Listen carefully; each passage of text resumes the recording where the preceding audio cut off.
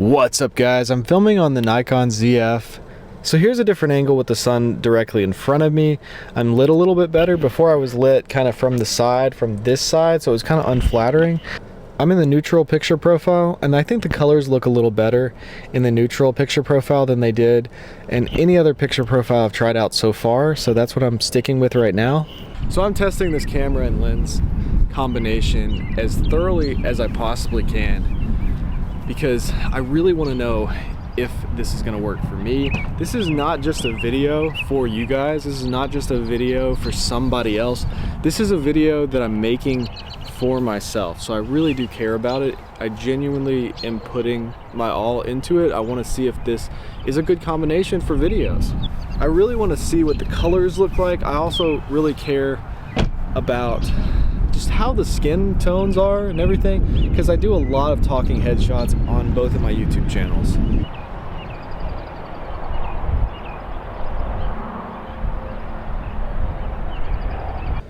So I moved the car a little bit so that I could be facing the sun directly.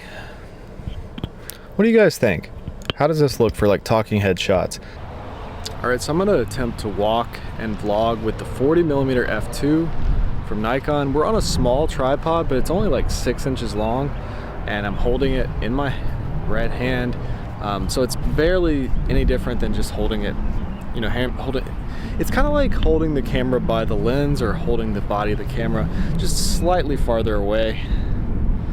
You got nice background separation for sure. How's the stabilization when I was walking with this setup? This is not a vlogging lens, but I wanted to test it out for that, just because I'm sure somebody at some point is going to use it for that, and if I keep it, I'll be using it for this some for sure.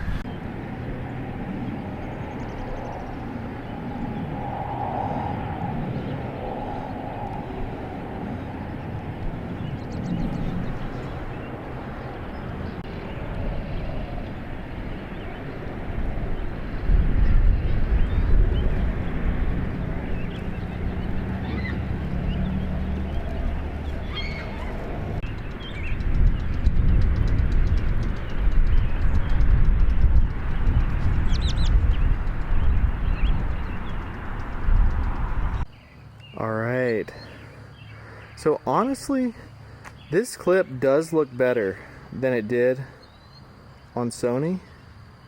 I was filming this on Sony just a second ago on the 6300, and the colors and the quickness of the autofocus actually look better on the ZF in this particular shot. I kind of like the blue in this shot. It's a little muted, and it's pretty pleasing. Like the highlight fall offs on this 40mm are really nice, even without having a diffusion filter on it. You can kind of see there. That looks really nice. Excuse me. Yeah, I'm actually really liking this camera right now. But I do realize the intro was in landscape, and I've been filming those clips in portrait. Yeah, the other night when I filmed this intro, I was in the backyard, it might have been the outro of a video, and everything looked diffused like this. There was like a glaring and flaring in the video, and the contrast was really low. It's almost like it's got a built-in black pro mist filter. Maybe it's full of dust inside.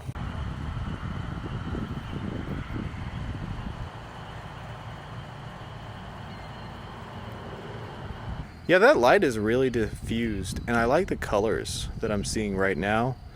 That's really cinematic, actually. So let's walk handheld. So, I don't know how this is going to look on the computer. It might look awful, but to me right now, it's looking pretty cool. I'm loving the lights.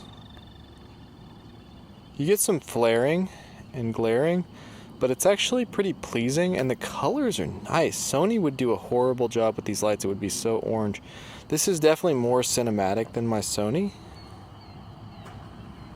I just can't really rely on it as much for low light autofocus and stuff like that. Maybe we should film some skating with this and compare it to Sony out here. in the parking lot. I think when you get higher in the ISO, there's a lot of magenta that's introduced and the colors kind of fall apart. Now this could be an interesting shot if it wasn't for the radioactive grass, but yeah, that looks pretty cool. I could desaturate the greens a little bit, maybe darken the blues. Alright, and let's have the autofocus drift over to the building. The touchscreen works great. I really like the screen on the ZF. Yeah, it looks so much better if you underexpose it a little bit. The darker, the better.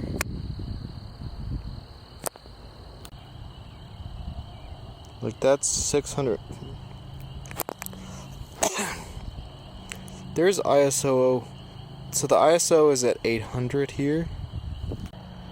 The lighting is really yellow.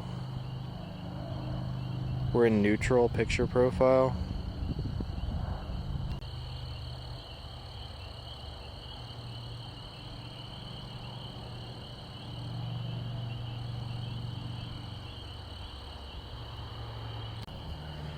Look at this, there's no diffusion filter on this camera.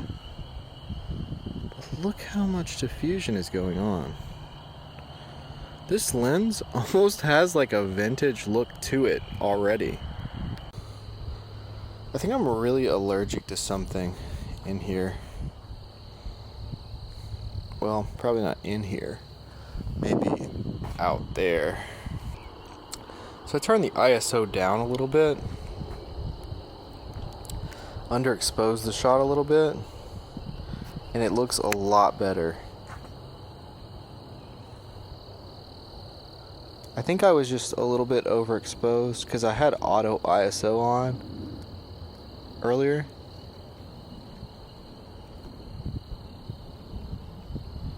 Like that doesn't look bad right there. Yeah, I really wouldn't use any auto anything on this camera. It's so much better when you can manually control it like this.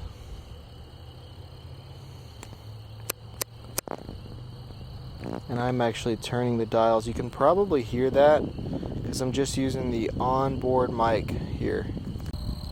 Yeah, I think I prefer the blues on Nikon compared to Sony. I would probably still turn them down a little bit, kind of like Fuji. I think the lens did fog up a little bit. I think that's why I was getting so much diffusion.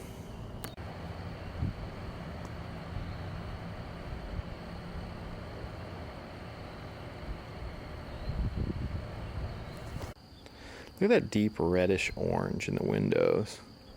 There must be a light on in there, like a small light. This is honestly the most I've liked this camera tonight. Just kind of messing around. Everything manual, nothing auto. That auto ISO has really been messing me up on this camera. So I may have to go back downtown and test this out with the manual ISO because I'm liking this so much better. It looks good. The darker I make things, the more cinematic this camera looks in neutral.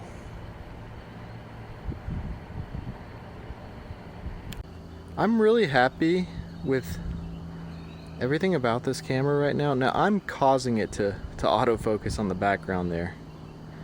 It's not back focusing, I'm messing with it.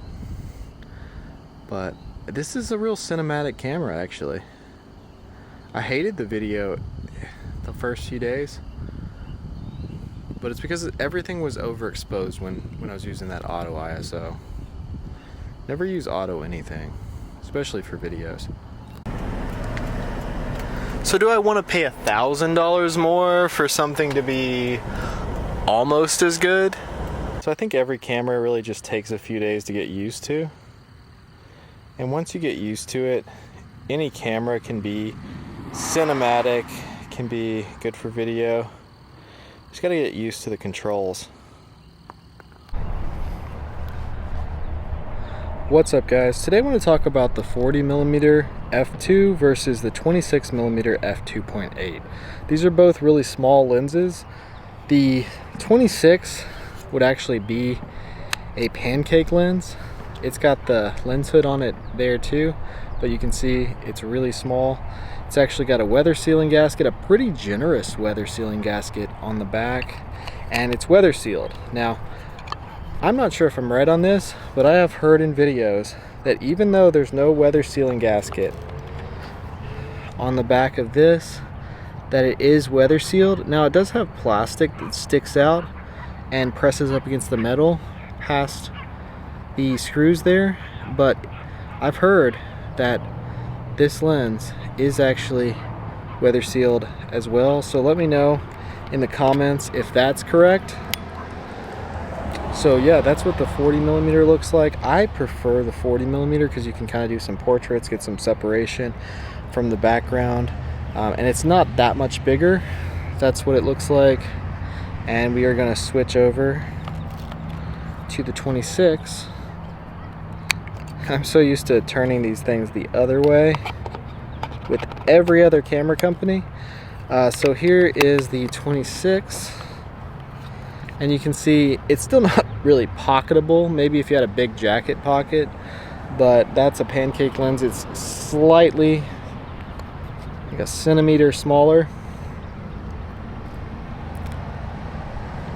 And I'll show some video from both of these lenses.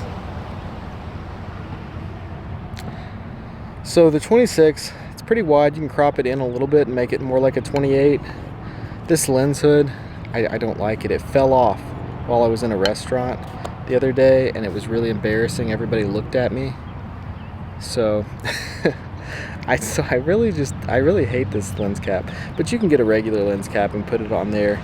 It's 52mm, so you can put a regular one on there. Yeah, I hope you guys enjoyed this video. I prefer the 40 over the 28 or the 26. I think that's the best choice you could make here. I think it's better for street photography for me. My personal choice, for you could do some portraits with it and still look kind of cool. So I'd go with the 40, but hope you guys enjoyed this video. If you like this kind of content, scroll through my channel, check out my other videos, and hit that subscribe button because I got a lot more videos to come. Thanks for watching.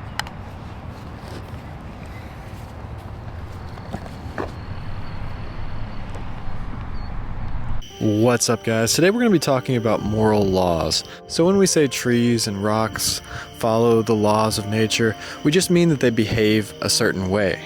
But when it comes to humans, the idea of right and wrong come from a different place. It's like a real law that we didn't invent, but we know we should obey.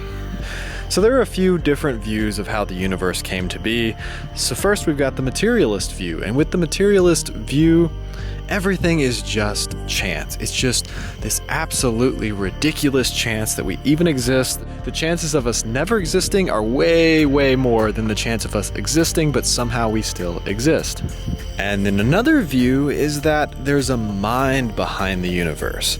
So with this view, mind comes before matter. The other view, matter comes before the mind.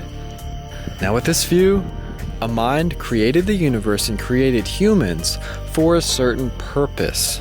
This mind created humans to have a mind like the creator. As long as humans have been thinking and had philosophy, these two views have been around. Another view is that there is no God, but there's a life force, and this life force governs the laws of nature. Now, with this view, you have to ask, does this life force have a mind? Because if it does have a mind, then it's God.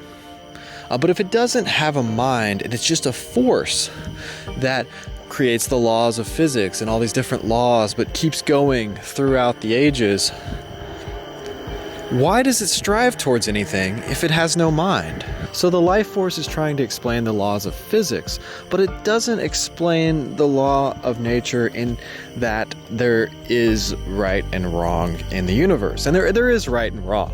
Like, everyone knows that it's wrong to murder someone or rape someone. Like, if you were in the room with a child and that child was begging for their life and you killed them, you would feel bad about that. The only way you wouldn't is if you'd made a lot of bad choices before then and your conscience was kind of dim. So the reason it's so convenient to believe in this life force is because you get all the benefits of believing in God. You believe there's this force that's moving through time and watching out for you, but you don't get any of the consequences. So if you want to do something bad or evil, there's not this force in control of the universe that's going to punish you for that. The life force is like a tame god. You get all the benefits of religion, but none of the consequences. It's the greatest achievement of wishful thinking the world has ever seen. Information never comes from matter. We haven't observed that ever happening in the universe. If SETI, the search for, aliens, had seen any kind of information, whether that's a radio signal or like words, like a language in the universe, they would think, oh, there's an intelligent mind behind that. That's because just matter randomly in the universe does not create information. But when we see DNA, we see the greatest storage system of information in the universe. So how can matter come before mind and DNA come from matter?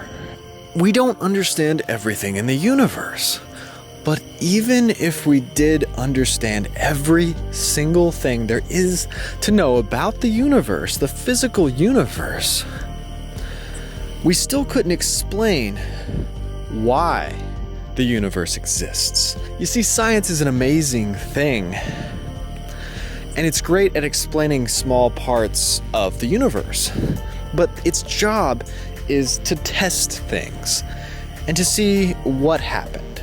But it doesn't really tell us why things originally happened. So this isn't saying anything against science. This is just saying what the job of science is. And the more scientific you are, the more you would agree with this. So if you're going to prove the existence of God or that there is no God, you can't really do that with science. It's more of a philosophical question. Because if you're asking, is there something behind these things that science observes, you're not asking a scientific question. The statement that there is no God or the statement that there is a God, neither of those are statements that science can make. Either way, if there was something behind it, it would be outside of it. You don't see real scientists making those kinds of claims. It's usually the journalists or the teachers or people who have read a few half-baked ideas of science and tried to put those things together, and they make those claims, not someone who's really a scientist. So even if we knew every single thing there is to know about the universe, we would still have the question of why is there a universe and is there any meaning to the universe? Maybe matter isn't real and the universe isn't made of matter, it's made of what matters. So the only way we really have to test things is when we look inside of ourselves. When looking at mankind, human, because we're inside of ourselves, so we know ourselves more intimately than we know a rock or a tree or the sun. But even if we were inside of a tree or a rock, we wouldn't have that same moral code. So inside of ourselves,